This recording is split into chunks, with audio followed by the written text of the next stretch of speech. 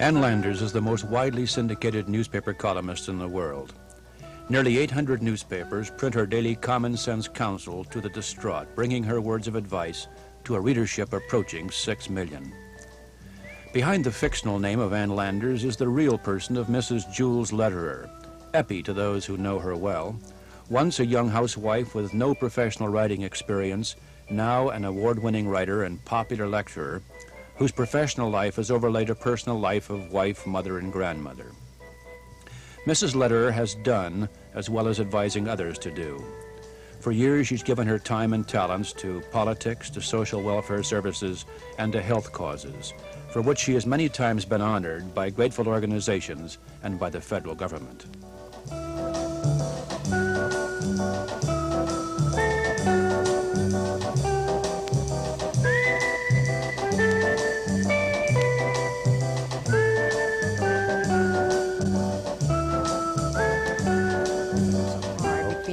Yes. Mrs. Lederer, it's been almost 20 years since you started writing the Ann Landers column, and in those 20 years, an awful lot's happened. An awful lot's happened to, well, the attitude I suppose young people have toward such things as sex and religion and marriage and so forth. Yes. Have you had to change, and the advice you've given had to change to keep up with that change in young people's values, or have you held to your own values?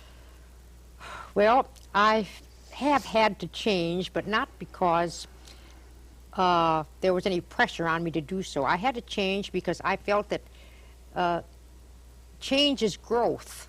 Mm-hmm. And I wanted to grow. There's always more to learn. The world's a different world today, Jim, than it was 18 years ago when I started to write this column. And I have changed my mind about a good many things, but I've done it with conviction. It isn't a matter of doing it out of... No, it's not a matter of pressure, because I think I would resist that kind of pressure. Why would you get pressure? Pressure from readers, pressure from people who say, you know, come on, if we want this column to continue to be a success, you better get with it. You better get off of this point of view because it's unpopular. Yeah. Then I would resist it because this would be a change for the wrong reason. But I have changed my views, particularly in the area of divorce. You know... you didn't believe that divorce would be good under any circumstance. No, you are right. When I first started to write the column in 1955, I was firmly convinced that marriage was forever. No matter how rotten it was, you stayed with the guy and you gutsed it out because you had made a commitment. But I've changed my mind. Also, I think, as I recall, you were fearful of the damage to the children if there were. Yes, children. I always felt that, you know, that divorce was very bad for the children and that the anxieties and the separation. But I have really changed my mind about this. What changed your mind? Well, I began to see too many situations where people were miserable together, and their children reflected their hostility and their anger. And that such a marriage was not good for either man or wife or the children. And then I began to see some very good second marriages. I began to see people who were very happy in a second marriage, and their whole lives had changed. And their children seemed to be a great deal more content and less nervous. So I got to think. Well, the children's attitude must change as well. That is, the younger generation probably feels somewhat differently about the individual happiness of their parents than our generation, if you don't mind my saying our generation. Yes, yeah, we're in the same generation. But don't be shy. But there was a time, I think, when there was a rigidity about our own view of that. That is, that our parents must stay together. Oh, now in my grandmother's day, I mean, no matter what happened, you just put up with it. And this is the way it was. But I think too, the fact that women have become more independent economically has enabled them to get out of a bad marriage in a way that there was no way out, say 35 years ago. What about getting into marriage? Many young people don't get married, they live together. Oh, you mean just living together? Well, that's an interesting change in our society. I spoke at Yale several months ago, and one very bright-eyed Yale, I love that audience, by the way. Those kids are tremendously bright, and they were simply great. And I must confess, I was a little apprehensive. I didn't know what Yale would think of Ann Landers. And I didn't know exactly why Yale, the political union, much less the most auspicious group, would invite Ann Landers to come and speak to them.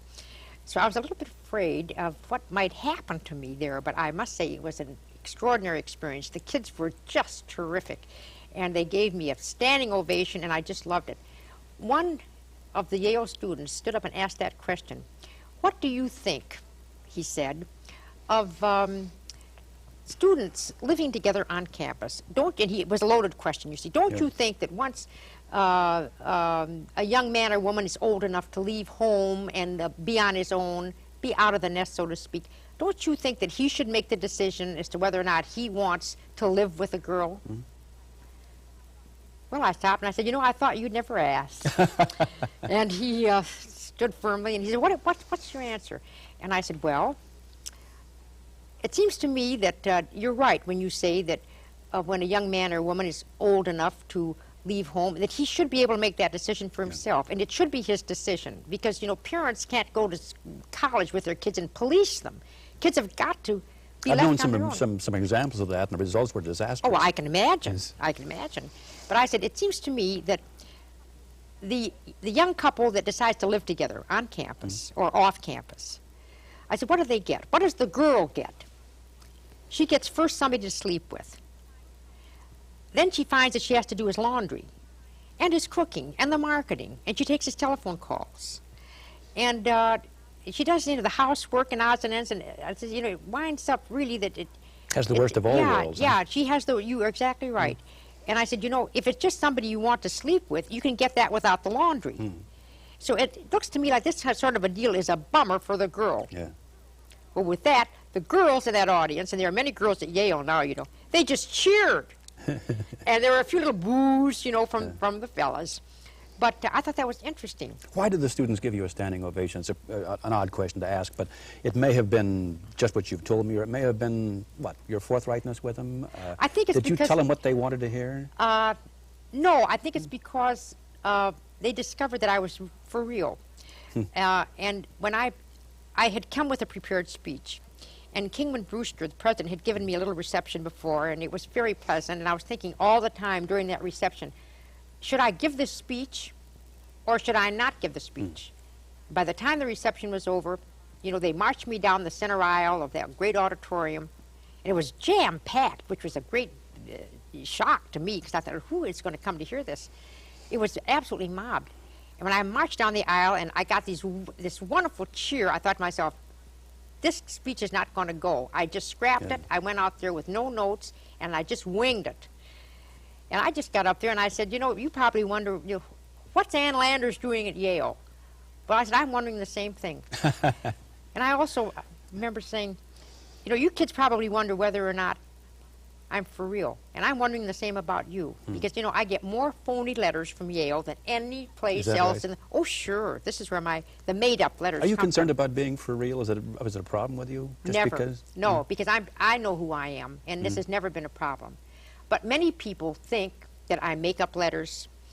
Some people don't even believe I exist. They wonder or not whether I'm for real or the column is for real.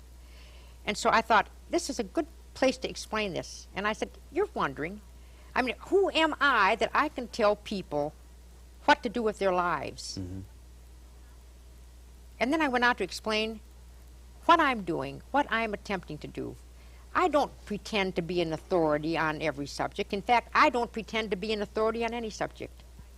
I lean very heavily on my consultants, who are the real authorities, and I've been very fortunate in that I've been able to call on the top people in this country. I suppose over the years, as you've become better and better known and called upon people, I suppose, in higher and higher authority, haven't you? Well, I've been lucky. My friends are marvelous. There are people like Ted Hesburgh, the president of Notre Dame, or Roy Menninger from the Menninger Foundation, or Bob Kierlin, head of the Dermatology Foundation at Mayo's, Michael DeBakey, Howard Russ. What's the factor of dermatology? I know that you're very much into dermatology. I'm glad you asked, because a great many people who have emotional problems have dermatological problems. You know, they're itching. Their skin, you know the expression, it's getting under my skin? Yes. Well, it's literal then. Of course. What gets under the skin often appears on the skin. And just this morning, I made a phone call to a dermatologist, Dr. Stoller in Washington, who is one of my principal consultants, to ask him about a skin problem. And this, I'm getting constantly letters in the mail from people who are having skin problems. And it's strange, Jim, they don't recognize the connection between the skin problem and the emotional problem. So you see, I'm practicing medicine without a license. Absolutely. Well, I'm not sure about that. I want to ask you about the real person, because a little research indicated to us that you were born in Sioux City, Iowa, in a small Midwestern town.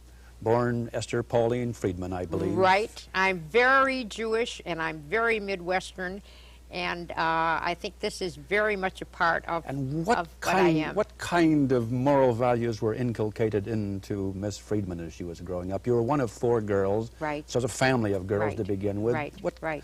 Were your parents strict with you? You know, I don't remember ever having been spanked or slapped. Were they permissive? No, but they just instilled in us a feeling that we ought to do the right thing because it was the right thing to do. There wasn't this element of fear that if you don't do the right thing, that something terrible will happen, but it's just better to do the right thing.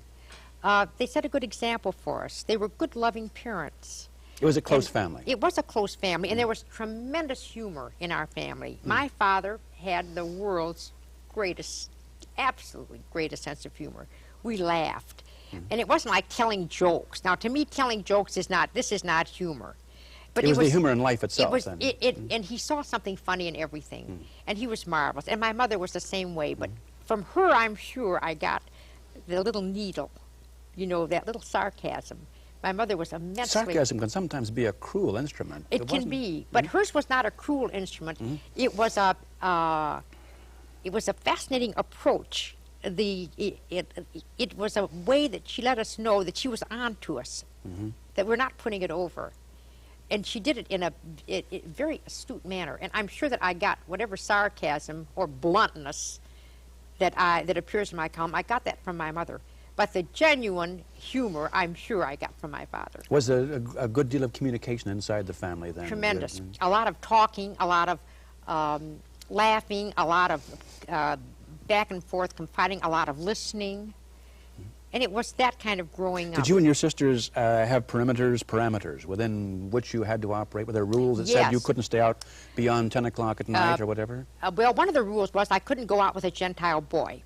And this was very tough because my twin sister and I went to Morningside College. And there were darn few Jewish boys in Morningside College. But in those days, I mean, these were the rules. You just didn't go out with a Gentile boy. Well, it's interesting that I was so brought up that I could not have married a Gentile because it just wouldn't have been, it didn't seem right. I must say that I sneaked a date now and then. I'd say, well, you know, it's a football game and I'm going to meet Al Buckingham. Is it okay? And he was the captain of the football team and Al was a very big, gorgeous-looking guy. Well, that was all right. You can meet him, but you better come home, you know, and, you know, just that was the way it is. But when our daughter was growing up, I brought her up with the same feeling. And she went to Francis Parker in Chicago, where there are plenty of Jewish boys to go with. And I said, look, I'd like to have you go with the Jewish boys. There are plenty to choose from. And she did. But when she went to Brandeis University, which is, as you know, the only Jewish university in Boston, she began to meet all kinds of people. And I remember one day she called me up, and she said, Mom, there's a very attractive fellow I'd love to go out with, but he's not Jewish. And I thought, this is quite marvelous. Here she is. She's away at school. She's calling to ask the question. I said, well, what is he? She says, he's Indian. And I said, well, I think that's very nice. Eastern Indian or what? American Indian? Well, he's Eastern Indian, and his father is chief of the Supreme Court in New Delhi. I said, well, that sounds very impressive. And she said, what do you think? And I said, well, Margot, I think you're 18 years old, and I think it's time that you can decide to go out with whomever you please, and you decide. Look magazine reported several years ago that you were opposed to interfaith dating and interfaith marriage. Has that been moderated somewhat then? Well, this is a tough one for me. Interfaith dating, I think, leads to interfaith marriage. Interracial dating leads to interracial marriage. I say that this is a decision that the individual should make, and I must say there have been many exceptions. I have known of mixed marriages where they have done beautifully, Jim, and I'm sure you do too. Yes. They've done very well, but I do think those are the exceptions. And I feel that the more you have in common, the better your chances for marriage. You know, marriage is tough enough without adding So you'd the maximize burden. the Yes. elements that Yes. the two share in common. Yeah, And particularly color. I think that if a black and a white want to get married, it is their own business. There should be no legal prohibitions against anyone marrying anybody of the same sex, that is. And I'm getting problems about that. I should think so. Some of the homosexuals want to get married. But members of the same sex, no matter what color, I believe should be permitted to marry, and there should be no laws against it. But I keep telling these people who write, expect plenty of problems, because you'll have them. You went to a Methodist college. Yes. Did that in any way affect your sense of values? Was it I think my values were pretty much set before I went to Morningside. I gather with the parents you've just described. Yeah, my values were set, and I think most values are set before you go to college. But, you know, Methodists do not believe in smoking and drinking. In fact, in those days, they didn't even believe in dancing. I made up my mind when I was 15 years old, this was long before college, that I was not going to smoke or drink. You made up your own mind. I made up my own mind because I felt that God had given me a good body and a fairly good set of brains, and that I was going to do everything I could to keep myself well, to keep myself healthy. And what could I do to protect myself? I felt the two things I could do would be not smoke and not drink. And you know, I have never had a drink, and I've never smoked a cigarette. And I believe that these were two extremely wise decisions, because I don't think I look 55 years old. No, it was... God knows I don't feel 55 years old. And I'm full of energy. I sleep well. I don't take any medicine. Knock on wood, I don't get sick. I rarely get tired. What's the source of energy? That's a fascinating question. Where does this drive come from? And you certainly have it. I think it's glands. I think part of it is inherited. I think it comes from a feeling that I have got something to give, that I must keep myself in shape to give it. I try to do as much as I can. I'm sure I'm a little neurotic, too. You know, this is not a normal thing. What's neurotic about it? This compulsion to do, to help, to work. I have 8 marvelous girls in my office, and I'm constantly driving them. But I'm driving myself. I never make demands on people that I would not make on myself. I'm a worker. Exactly what it is that is driving me, I am not quite sure, except I feel that maybe God's been very good to me. I have extremely, I've got good tissue, and it is a gift, you know, and I know it's a gift. It's nothing I did myself. You were married while you were still in college, and for 16 years you didn't work except in volunteer capacity, and yet you say you're driven to work now. Did you go, when you went to school, did you think about working when you got out? Never thought I'd have a career. I got married instead of graduating, which is kind of a dumb thing. I could have waited, you know, but no big hurry there. But I got married. I quit the college in March, and I got married in July. In June, actually, June 2nd. My birthday was July 4th. And I could have waited. And if someone would write to me and say to me, you know, should I finish college? I've just got a few more months left, or get married. I would have said finish college, which is something I didn't do myself. But you didn't work? No, I never worked. I never had to work. My husband always had a good job, and I had a baby. The first year we were married, Margot was born. I felt I should stay home with her. But I worked in volunteer capacity as hard as I work now. Gray lady? And working in hospitals. Politics? Politics. Loved politics. Absolutely fascinated with politics. And I'm quite convinced that if I were not Ann Landers, I would probably be in the Senate. I'm sure of it. I don't doubt that. Now, what compels you, after 16 years of marriage, to apply for a job in an area where you had no professional experience against 28 other applicants when the previous Ann Landers died in 1955? You apparently found out, obviously, that this job was open, and you applied for it. Yeah. Never having written professionally. Would you believe it was chutzpah? It was. It was chutzpah. Was a challenge? It was a challenge. I felt I could do it. I thought, here is an opportunity to really do some good in the world. If I could write an advice column that millions of people could read, just think of what I could tell them. I viewed it as an opportunity to educate people, to help people, You know, there are millions of people in this world who have nobody to teach them anything, no place to go with the problem. And I thought, wouldn't it be great if I could write a column that would go all over? And so I went down to the Sun-Times, and I said, you know, there's a column here called Ann Landers. Who's doing this column? Maybe I could help her with the answers. And the person looked at me and said, this is very strange, because Ann Landers died last week, and we're looking for somebody. So that was mysticism in it there was as well. fate. I mean, talk about being at the right place at the right time. So they told me about a contest, and there were 28 people in the contest, and I could be 29. And I entered that contest, and I won it. And that's how I became Ann Landers. And since that time, the syndication has gone from 25 newspapers to something like 800 newspapers. That's right. Is this because people need help? Because you're entertaining? Because they Actually, want to know about other people's problems? How do you keep yourself disengaged from other people's problems? How do you keep yourself from becoming personally involved in these problems? That's a very interesting question. I am very serious about the work that I'm doing. I think it's a useful work and a valuable work. But if I would allow myself to become emotionally involved with the people who wrote me, I would be a nervous wreck. You'd be eaten up. I would be eaten up. So I divorce myself from these problems. I say, look, this is not happening to you. This is happening to somebody else, and you've got to help them.